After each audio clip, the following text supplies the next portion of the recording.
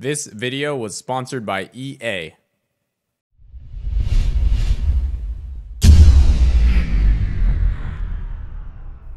What up, ladies and gentlemen? GernaderJake here, and today I have the privilege of bringing you another video about Command & Conquer Rivals, the real-time strategy mobile game made by EA's Redwood Studios. I made a video about this game recently and will be making some more videos about it in the future. Now, guess what, guys? Command & Conquer Rivals, it's now available globally. Click the link in the description to download the game, and you can even get yourself a special early bird bundle now through December 10th. Let's make it happen. Command & Conquer Rivals is a real-time strategy game where you have a complete control over all units that you have deployed onto the map throughout the match. And trust me, remembering this is very, very necessary for winning. At any point in the match, you can touch on one of those units you've placed on the map and tell them exactly where to go and exactly what to do. Another note to keep in mind, there are two factions in this game, GDI and NOD, as well as over 40 varieties of units to unlock. Now, I haven't unlocked all of them, but I have unlocked quite a few for both GDI and NOD.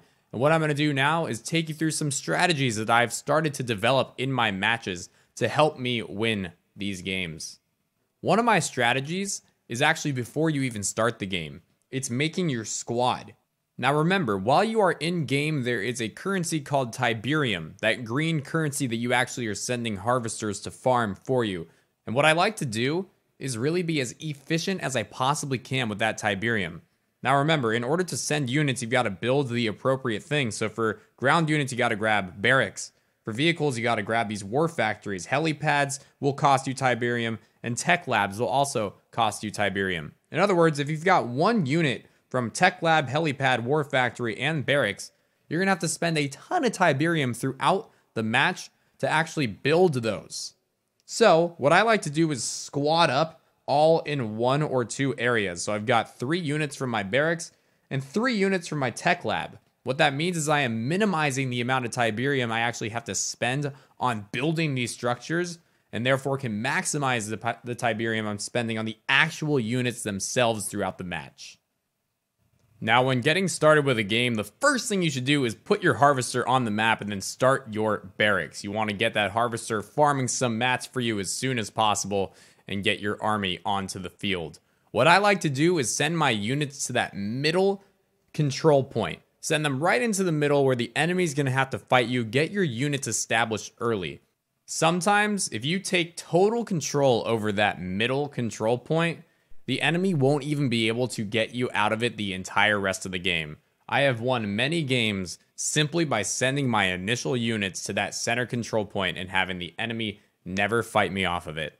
I also like to pick one of each unit, one that's focused on vehicles, one that's focused on ground units, and one that can do a little bit of both. I send them on over to that middle platform. That way I can control it, I can defend it, and when they send their units on over, I can surround those units as you're seeing here. Also, your platform is usually a very easy one to control later in game, so you can send units like I'm doing now to your own platform to easily secure it and make sure that you are controlling at least 2 of those platforms and send that missile on over to the enemy base. Unit ready. Missile launched.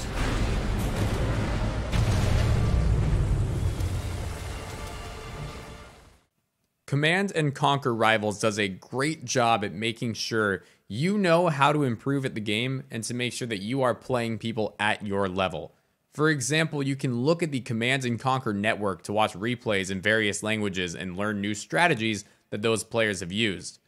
And what I was referring to with matching people of a similar skill level, there's a system called the Fair Play system, which ensures that you are matched based upon that skill level and your experience in the game. If you want to learn more about the competitive gameplay in Command & Conquer Rivals, check out the links in the description. Something that is very important to keep in mind is that you can actually only have a certain number of units on the battlefield at any given time. So as I've mentioned, my early game strat is to send 3 different units to that middle platform, establish dominance there, get them there as fast as possible. Once I've sent that first missile on over to the enemy base, my strategy completely changes.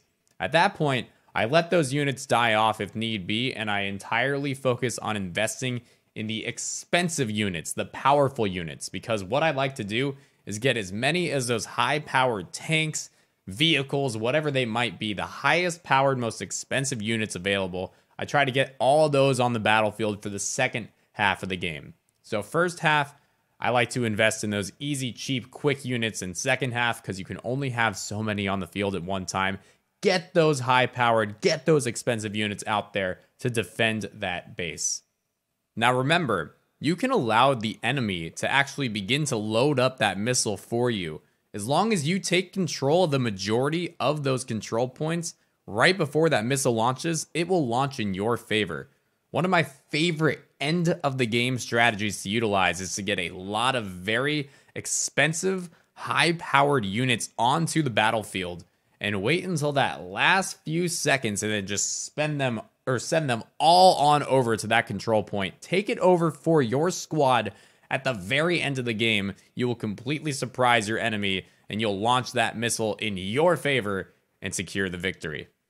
Thank you all very much for taking the time to watch this video. I hope you enjoyed, and I hope that you use those links in the description and go and download this game. I'm having a ton of fun with it. I'm playing it off stream in my bed, kind of whenever the heck I feel like it. It's so much fun. It's very addicting to pick up those crates once every 6 hours and to make sure you get your bounties completed and whatnot. I'm having a lot of fun with it. I will have some more videos on this game in the near future, so keep your eyes peeled. Definitely make sure to check this game out. Let me know what kind of strategies you've started to develop and look forward to those future videos. Thanks for watching, everybody, and peace out.